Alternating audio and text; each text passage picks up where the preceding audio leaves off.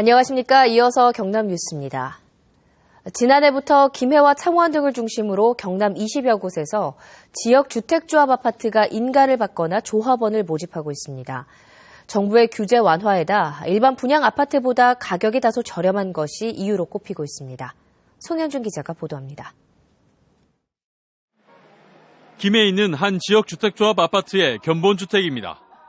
평일 오후 시간인데도 견본주택 안은 상담을 받으러 온 투자자들로 북적거립니다. 아무래도 저렴하니까 좀 투자 목적으로도 괜찮고 거주하기도 좋은 것 같아서 왔습니다. 나흘 만에 7,000명이 조합원 가신청을 했고 주말까지 15,000명이 넘을 것으로 조합 측은 보고 있습니다. 지역주택조합 아파트는 청약통장이 필요 없고요. 일반 아파트 대비 15%에서 20% 정도 저렴하기 때문에 많은 분들이 선호하고 계십니다. 김해에만 13개, 창원에도 8개 지역주택조합이 인가를 받거나 조합원을 모집하고 있습니다. 지난해부터 지역주택조합이 주목받고 있는 이유는 크게 두 가지입니다. 일반 분양 아파트보다 비교적 가격이 싸고 청약 절차가 필요가 없습니다.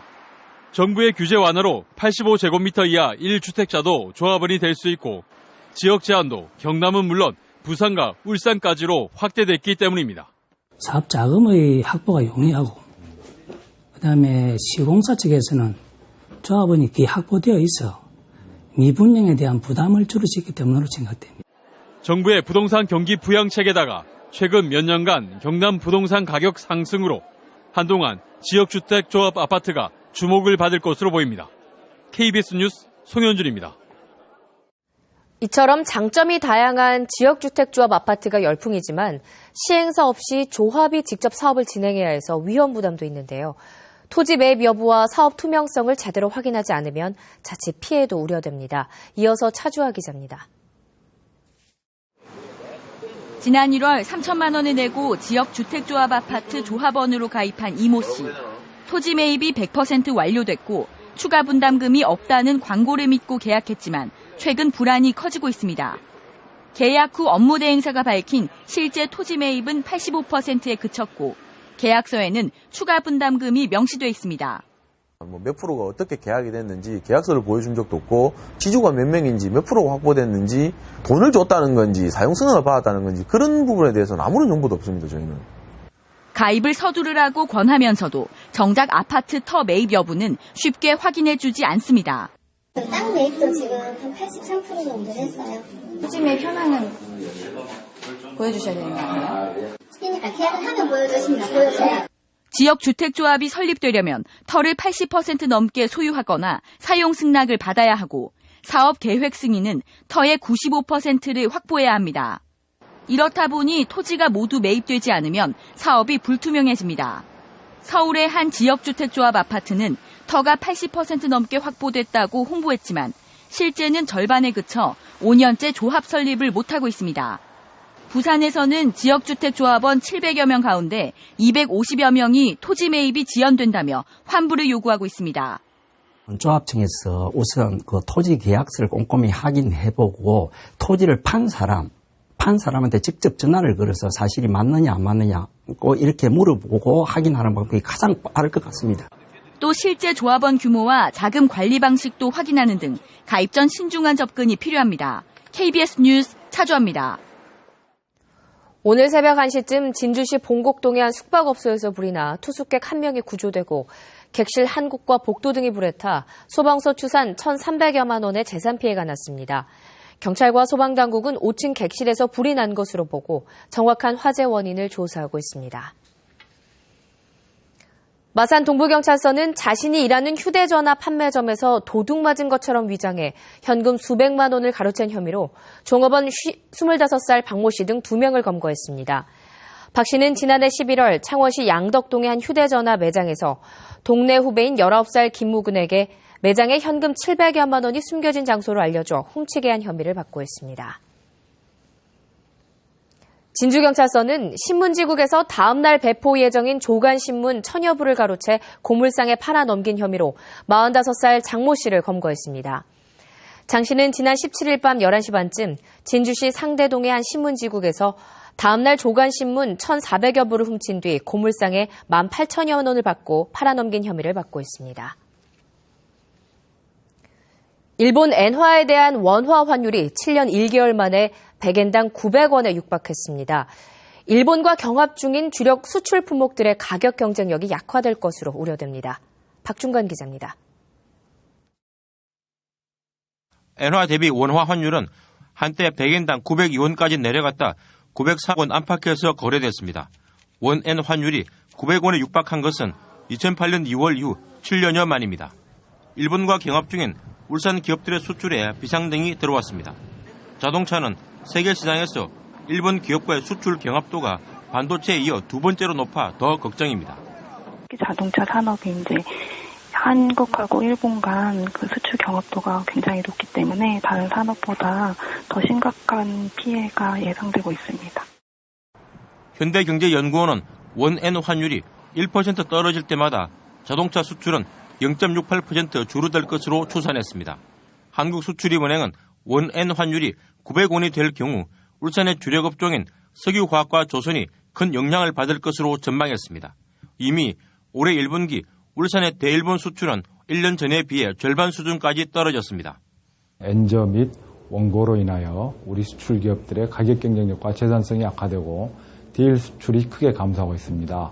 우리 수출 기업들은 지속적인 원가 절감을 통한 가격 경쟁력을 제고하고 수출 기업들의 손익분기점 원엔 환율은 972원, 이미 70원가량 손해를 보고 있는 겁니다. 엔화 약세를 등에 업은 일본 기업이 영업 확대를 노리고 가격을 낮추고 있어 주춤하고 있는 울산 수출에 경고등이 들어왔습니다. KBS 뉴스 박중관입니다.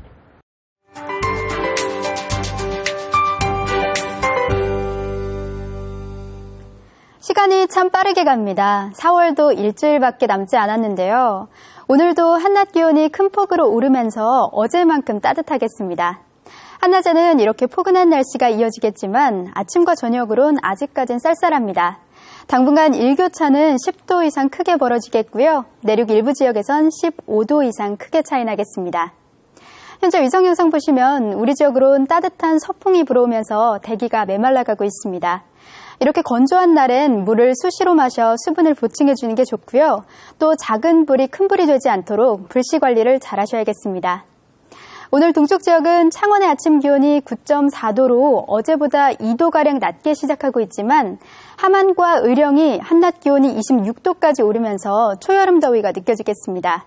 그만큼 일교차가 크게 벌어지니까요. 아침 저녁으론 얇은 겉옷 하나 챙기시는 게 좋겠습니다. 서부 지역도 한낮엔 무척 포근하겠습니다. 진주의 낮 기온이 24도, 거창이 25도까지 오르겠는데요. 다만 이 지역을 중심으로 안개가 남아 있습니다.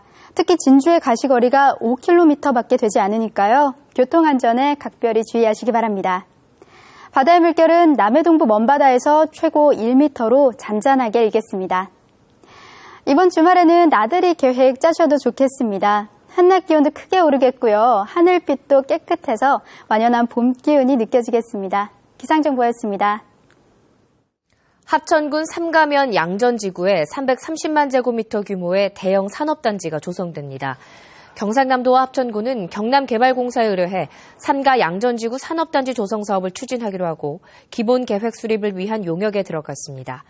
삼가 양전 산업단지는 함양 울산 간 고속도로 개통 시기인 2020년까지 1,860억 원을 투입해 330만 제곱미터 규모로 조성됩니다. 낙동강 유역 환경청이 실시한 환경기초시설 점검에서 김해와 진주 두 곳이 적발됐습니다. 낙동강 환경청은 김해시에 대해서는 병동 농공단지 폐수종말 처리시설 방류수가 수질 기준을 초과해 개선 명령을, 진주시 사봉 공공하수처리시설은 점검대장 미작성으로 과태료 처분을 내렸다고 밝혔습니다. 올해 경남도 내 전문대학 신입생 등록률이 지난해보다 0.7%포인트 상승한 98%를 기록했습니다. 한국전문대학교육협의회가 2015학년 경남 지역 전문대학 신입생 등록률을 조사한 결과 입시 전형에 4만 명이 지원해 정원의 98%인 8,500여 명이 신입생 등록을 마친 것으로 나타났습니다. 또 전체 전문대학 10곳 가운데 거제대학교, 진주보건대학교 등 6곳은 등록률 100%를 보였습니다.